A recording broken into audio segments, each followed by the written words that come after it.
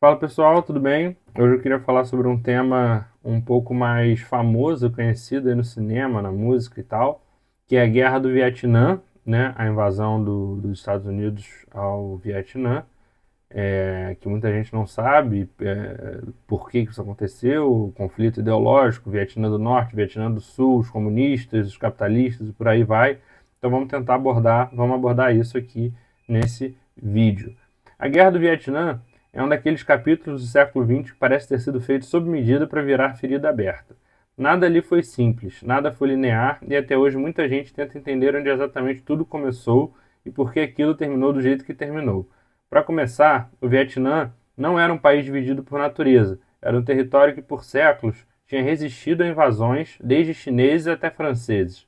No século XIX, a França transforma o Vietnã numa colônia, e isso só alimenta o movimento de resistência local.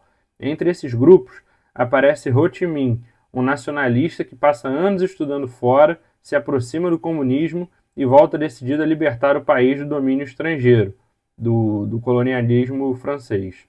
A Segunda Guerra acaba, os japoneses saem da região e os vietnamitas declaram independência, mas a França não aceita perder o território assim tão fácil. Começa a Primeira Guerra da Indochina. Os vietnamitas, agora como Viet Minh, vão para a luta e o resultado é decisivo. Em 1954, os franceses sofrem uma derrota humilhante em Dien Bien Phu. Ali, o mundo percebe que o Vietnã não ia se curvar. Com os acordos de Genebra, o país é dividido provisoriamente em norte e sul. Norte comunista, liderado por Ho Chi Minh, o sul aliado ao ocidente com apoio pesado dos Estados Unidos. Essa divisão era para durar pouco, até as eleições nacionais. Sempre é assim, né? A Coreia era para durar pouco, a Alemanha, Berlim era para durar pouco, enfim. Mas vamos lá. Mas essas eleições nunca acontecem. O clima da Guerra Fria já tinha contaminado tudo. Para os Estados Unidos, perder o Vietnã para o comunismo seria abrir caminho para o chamado efeito dominó. Um país cai e os vizinhos caem juntos. E aí, então, os Estados Unidos entram. No início, eles mandam só assessores militares, depois, mais apoio, até que em 1964, um incidente no Golfo de Tonkin vira a justificativa perfeita para escalar de vez a guerra. Washington aprova o Tonkin Resolution, que dá carta branca para intervenção militar em larga escala. E a partir de 1965, começam a chegar tropas e mais tropas, chegando a mais de meio milhão de soldados no auge da Guerra do Vietnã.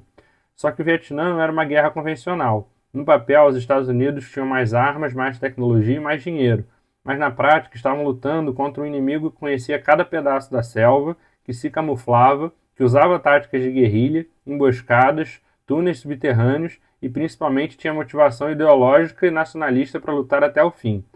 Do lado sul-vietnamita, o governo era fraco, instável, corrupto, e isso complicava tudo. Os Estados Unidos tentavam ganhar corações e mentes, mas bombardear vilas, usar napalm e derrubar florestas com agente laranja não era exatamente a melhor estratégia para isso.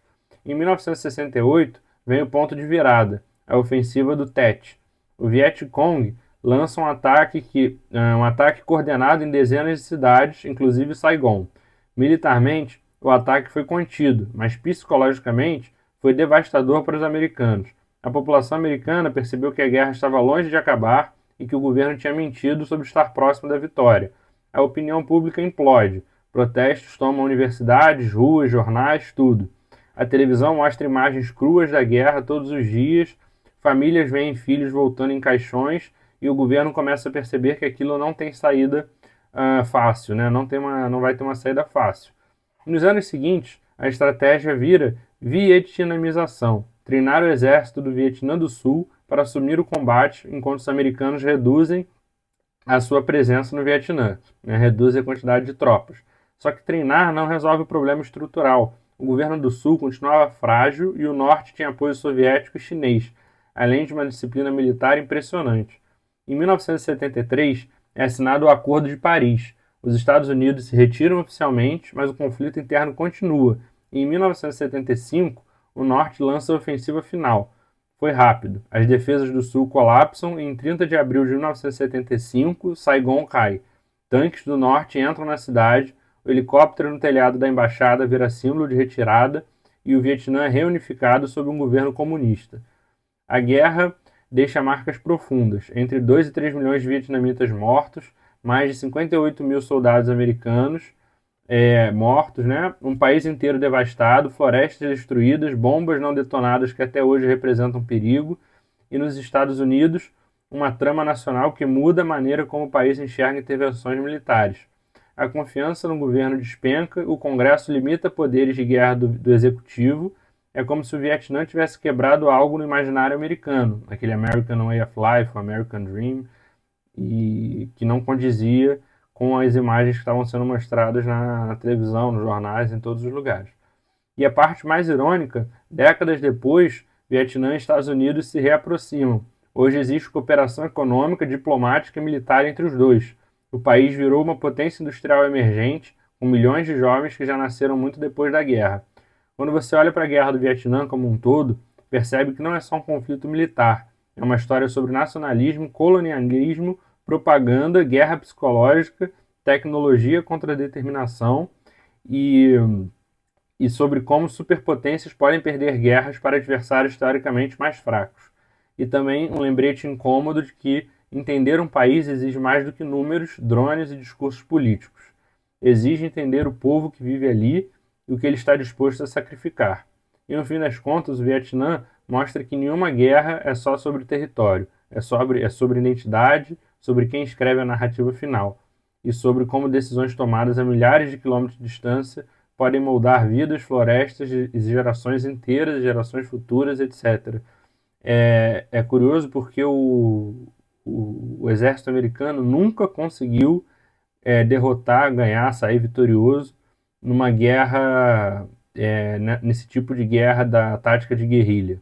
Né? Na Segunda Guerra Mundial era um país contra o outro, a guerra normal, uma guerra moderna, mas na cidade, tiroteio, bababá, mas guerra na floresta com guerrilha, no Vietnã, em diversos outros países que os Estados Unidos também invadiram, eles não conseguiram sair vitoriosos porque os Estados Unidos não sabe lutar a tática, não sabe lutar contra a tática de guerrilha e contra os insurgentes militares. Isso é um problema reconhecido no exército americano e eles não conseguem resolver, aparentemente, até hoje. E é isso, pessoal. Obrigado, espero que vocês tenham gostado e até a próxima. Tchau, tchau.